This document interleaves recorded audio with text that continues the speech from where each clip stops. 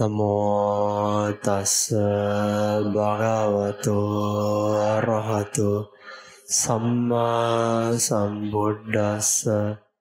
Namo tassa bhagavato arahato samma sambuddhassa. Namo tassa bhagavato arahato Samma Sambuddhassa. Today I will share with you Dhamma with the topic, the flower of meditation. Usually when we grow a fruit tree, before we come to the level, the time of producing fruit, what will happen? The flowers, right? With one or two exceptions. Most fruits, almost all, with only one or two exceptions. Just a durian, or mango, or langsat, or whatever, or star fruits. Any fruits you find in the world. Before it start to produce fruit, we always have the flower come first. Do you notice? So this is a very important stage.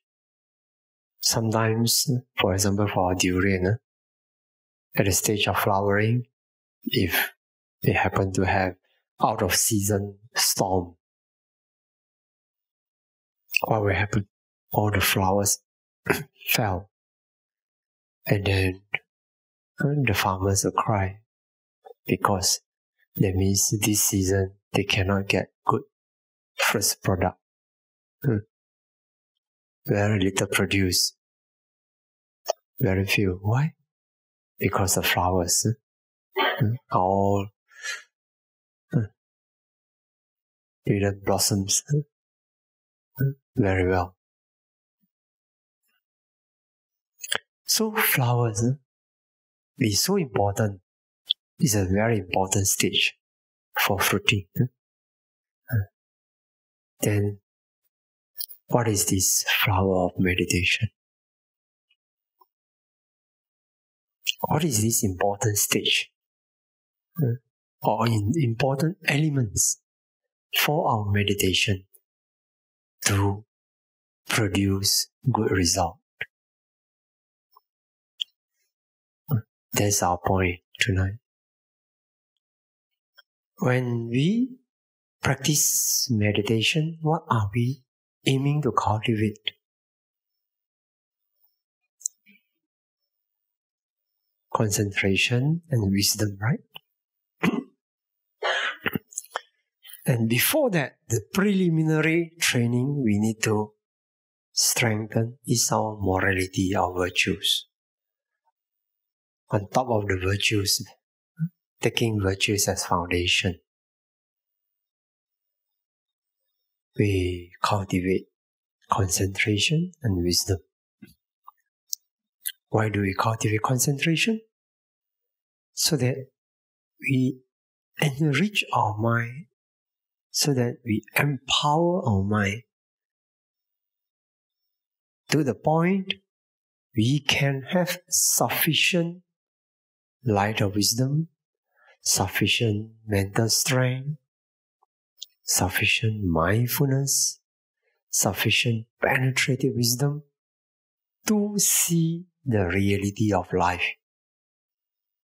What are realities? Rebirth, the law of cause and effect. What comes before we get born in this human world? What were the causes that produce our present life? And what will produce the future?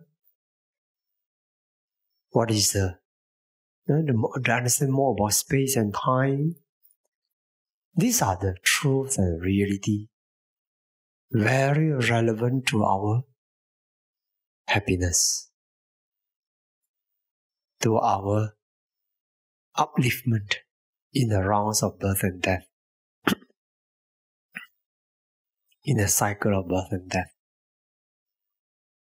So we practice to have wisdom, because without wisdom, even though we aspire to achieve happiness in life, unknowingly, due to ignorance, we create a lot of causes of suffering. Yeah? People want long life, but they kill. They sow the seeds of short life, weakness and sickness. They want wealth, but they rob and steal. They sow the seed of poverty, etc. They want clarity of mind, but they take liquor, they lie, all these things. Why? Because not knowing truth, not knowing reality, not knowing natural laws. And the Buddha came around and teach all this. And not only teaching us to believe, teaching us to go beyond belief, to transcend belief. Because the realities are there for us to discover, to verify, to prove. So, for people who like us, we meditate because we want to go beyond belief. This is science. The Buddha's teaching is science. It's not a belief system. It is science. Everything taught by the Buddha can be verified, can be proven by direct experience. And meditation is the way. Based on the foundation of virtue, morality, we cultivate concentration. With the power of concentration, together with all those strength come along with concentration, those mental strength that comes along with meditation, with concentration, we penetrate ultimate realities. One example is this cup. Okay? It is hard and stable, you look at it, but it is arising and passing away at extreme fast speed. Extreme fast speed, moment to moment. And we hold it to be so dear, something stable. So if it gets broken, we cry or we feel a sense of loss. But if you can penetrate using the power of concentration, you can see this arising and passing away at extreme fast speed. And it's empty, very much empty. And this has been verified by quantum physicists nowadays. But for yogis, we will go beyond that, much more than that. For what purpose? To remove the foundation of defilements. Because our defilements arise out of delusion, out of illusion.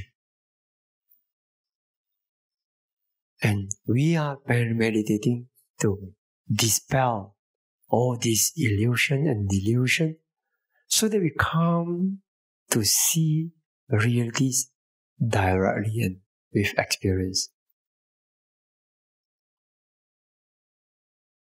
So we practice concentration practice with samatha training, and based on samatha training, you have sufficient strength, sufficient light of wisdom and penetrative power.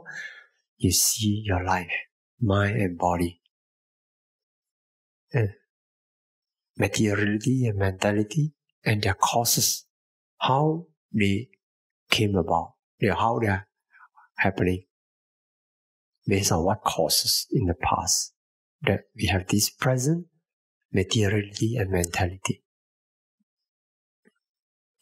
So that's why we are practicing this. And if we want to achieve this, we need to understand the fundamental logic, the principles, and practice accordingly and fulfill the causes so that we can achieve our goal of meditation. Okay? So, based on this, okay, for the concentration level, samatha, What is the flower for it? For the practice of vipassana, what is the flower for it? The stage, the so important stage that we need to pass through. You cannot avoid before you come to the fruiting stage. This flower is important to know. So what is this flower of meditation? First, we ask, while we are talking about samatha, various level of concentration you want to cultivate, first jhana, second jhana, third jhana, fourth jhana, and then the arupa, whatever. And using this strength of concentration and the mind, we want to penetrate reality. So before we talk about all the subsequent achievement, what about the first? What is the first achievement in samatha practice? Put aside the preliminary, the first consider worthy achievement. Uttari manasa dhamma, superhuman state, the state beyond human level. Why we say like that? If you achieve this state and you pass away with this state, you will be reborn, not as a human, as a Brahma. This state, the lowest, we call jhana, absorption. First absorption, jhana, patama jhana. First jhana. Okay, let's look at first jhana. What are the elements, key elements in first jhana? Vitaka, initial application. Vichara, sustained application. Okay, I'm not going to explain this. We only explain this to people who get concentration. I care about the third and fourth. The third is piti. Piti is joy. The translation is joy or rapture. Joy or rapture. Kind of more active kind of joy. Piti. Sukha is a feeling. More calm and more quiet, more fulfilling kind of feeling. Sukha. Sukha vedana. And then ekagata. One-pointedness. Okay? So just look at this, the third and fourth. Okay? The rest we only explain when you come to it. Third and fourth. Piti, sukha. Most people may not be able to differentiate what is piti and what is sukha. It seems joy and happiness, isn't it? Same? No, they are, for our purpose, they are different type of mental states. But okay, for beginners it's fine. You just lump them together, means happiness or joy is okay, fine. But later you learn to differentiate. Okay? That means you need to be happy. If you are gloomy all the time, your minds tend to be judgmental and negative, and you tend to be, you just feel unpleasant with this, unpleasant with that, then can you fulfill these 5 jhana factors, jhanic factors? Very difficult. The mind go against it. Then it becomes our effort to practice concentration and samatha becomes so inefficient, become full of hindrances and difficulty. If just by the fact you are not happy.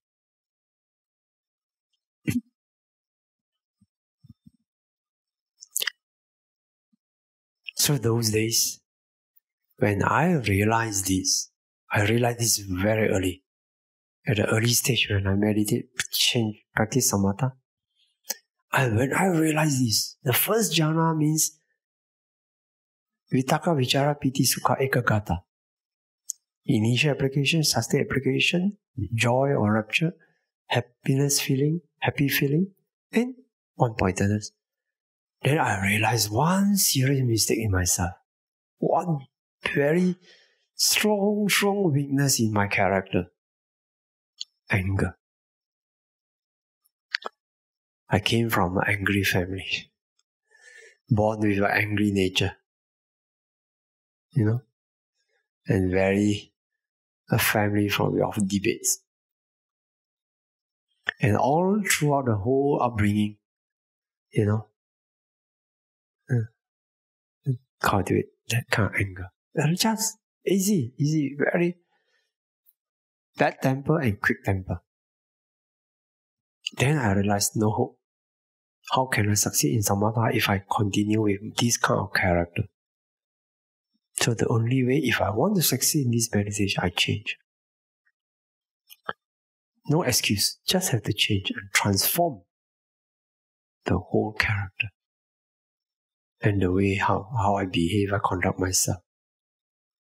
Not easy, but you have to do it patiently, year by year. Without transforming character, I don't see how I could possibly, get through this practice.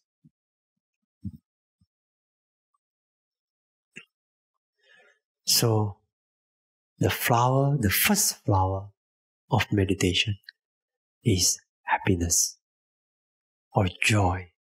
No need to differentiate at this stage before you come to it. Just know it as you need to be a good person, happy person. And allow yourself joy. Have good mood and healthy mood. And don't get angry with people. Try to find a way to conquer your anger, judgmental character, very critical mind. And you can be sharp. It doesn't mean you cannot be sharp. You can have sharp mind to distinguish things, good and bad. But no need to have that kind of judgmental behavior. Change. If you want this flower of meditation, change. When we talk about having this joy and happiness, why is it so important? Because it is the joy and happiness that let our mind stay with the object. Stay with it. Okay, stick well. Remember, the main principle for getting concentration is to focus on the object continuously for a long time. How to do it? If you have a good feeling, happy feeling, you have joy comes with the interest, then you stay. And you can stay long. You don't feel bored. But on the other hand, if you get angry easily, what is anger? Anger is a kind of pulling, rejecting force. And joy and happiness is bringing together and let the mind stay. You need to let your mind stay comfortably with the object without feeling taken off. No. So that's very important. So allow yourself to have a joy and don't indulge in bad emotions, bad feeling. You need to change that. Change character.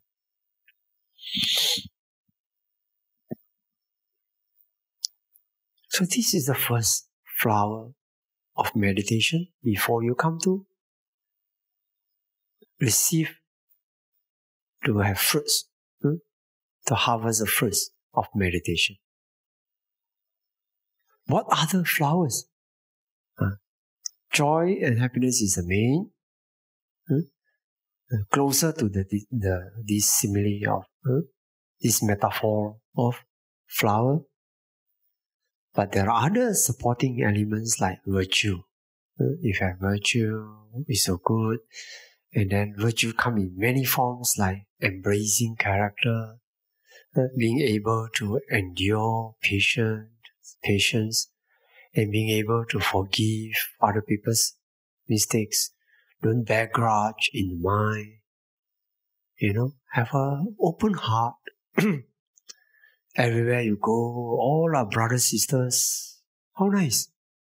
Good or bad, never mind. Just have love. The love comes in the form of metta, loving kindness, karuna, compassion, mudita, appreciative joy, supported by upekkha, equanimity. So when you have lots of love for people, you tend to feel a lot of happiness. Really, a loving mind is always happy. A hateful mind is always unhappy. So cultivate love, pure love. Not the love with attachment, that is not pure love. Pure love means metta, karuna, mudita, supported by upekkha, Brahma Vihara. 4 sublime states of mind. Cultivate this. Then you always find happiness. And this kind of happiness is self-generated happiness without relying on externalities. You see, when people rely their happiness on externalities, they are happy when they get approval, they're happy when they get recognition, praises, and then of some kind of achievement, then you feel happy. When you lose it, people despise you, look down on you, or cast doubt on your character or on your achievement, and you feel unhappy. This kind of happiness is shaky. The strings are pulled by others, not by yourself. But this love, happiness comes from pure love, selfless love. It's self-generated. And you have inner happiness. You are rich within. That is very precious. Such a happiness, such joy and happiness, self-generated ones, is so useful, so good for your meditation. And make your journey pleasant and fast. Pleasant and fast. So be happy in your journey, be kind to people, be loving to people, and cultivate good virtues, regard people well, and endure whatever abuses or whatever people cast upon you. Never mind. Have a magnanimity, great heart, broad heart. And some mistake, this and that. Never mind. Have a broad heart. And if you have cultivated that, then very wonderful. Your life is wonderful. Whether you achieve in meditation, how far you go, it doesn't. You are already a happy person. But when we cultivate this, there are some factors also important. One is selflessness. If the more selfless you are, the easier for you to cultivate good qualities and be happy. So we talk about selflessness. If you are selfless, you don't get easily hurt. I always give a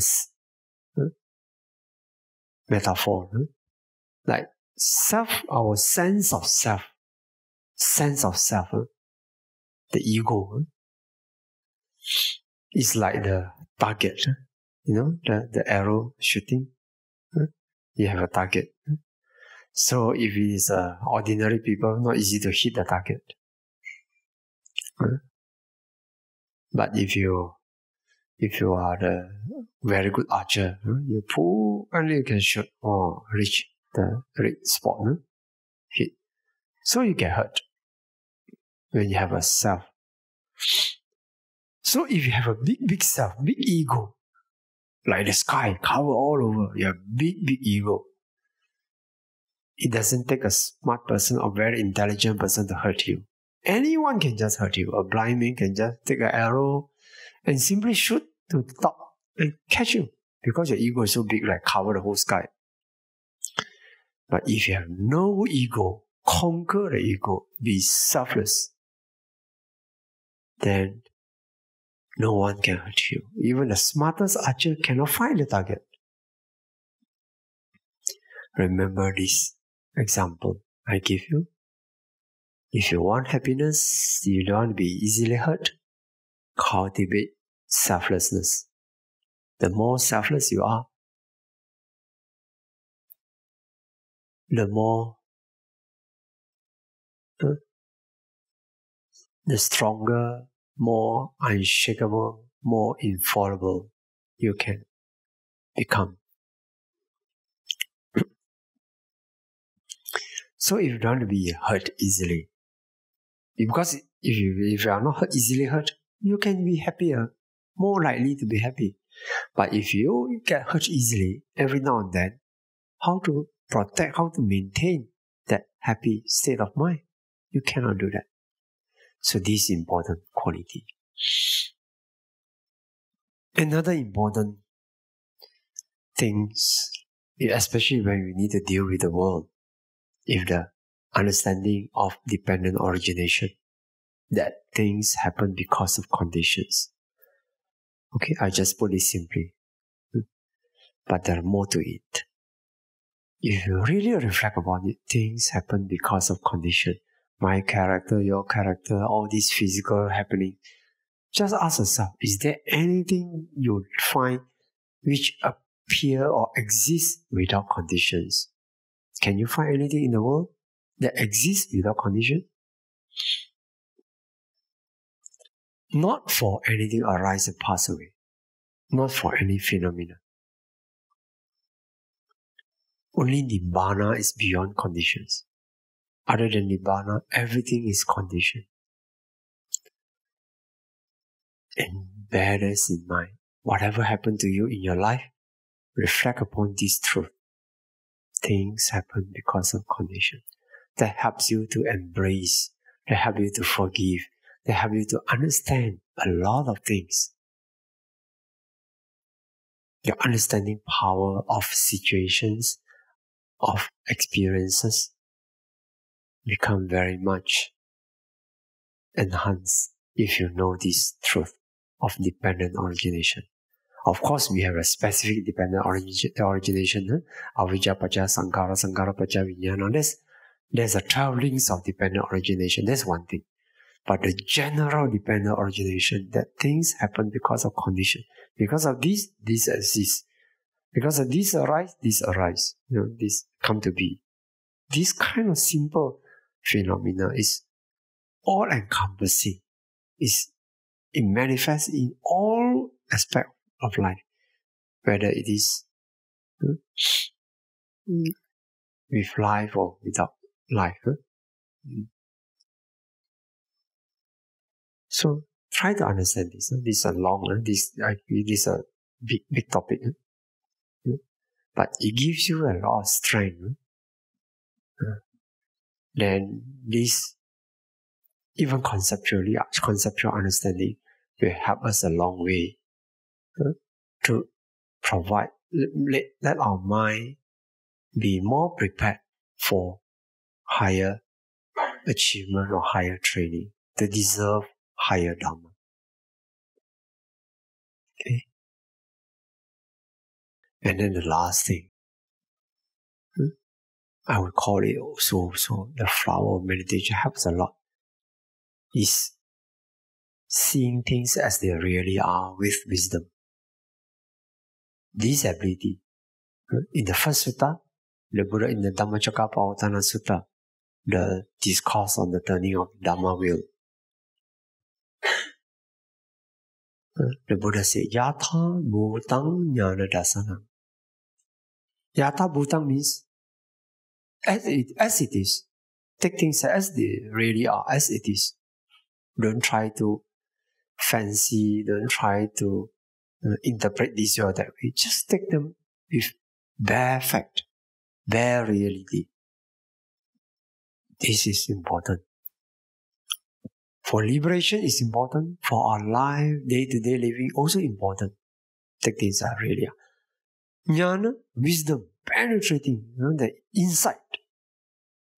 And using this insight, dasana, see. See things with insight as they really are. This ability can be a sub. It's very helpful in all aspects of Dhamma that we want to cultivate, whether it's a tolerance, endurance, courage, bravery, magnanimity, forgiveness. Whatever we want to cultivate, if we have this strength, we can cultivate well And those qualities that we cultivate, those Dhamma powers that we cultivate, cannot be easily shaken. Cannot be taken away from us.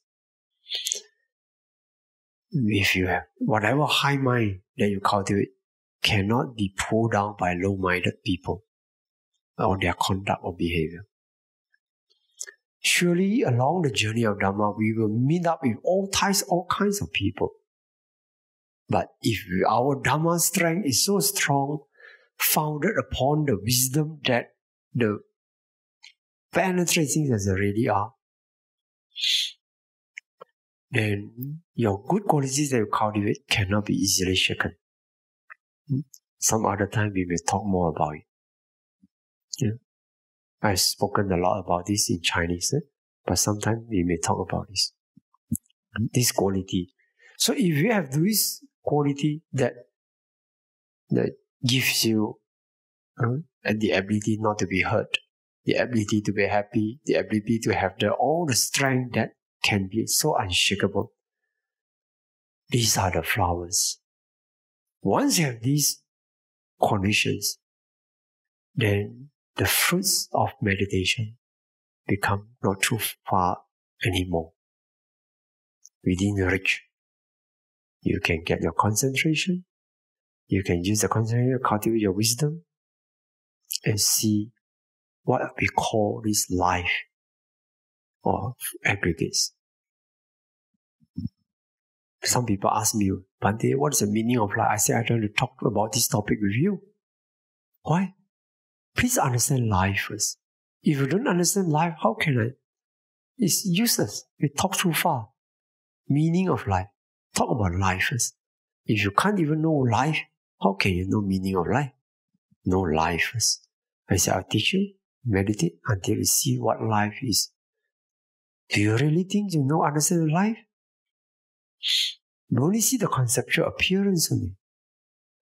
Only when you see the ultimate reality and see their causes, how all these realities come to manifest and how they vanish, then you can understand life.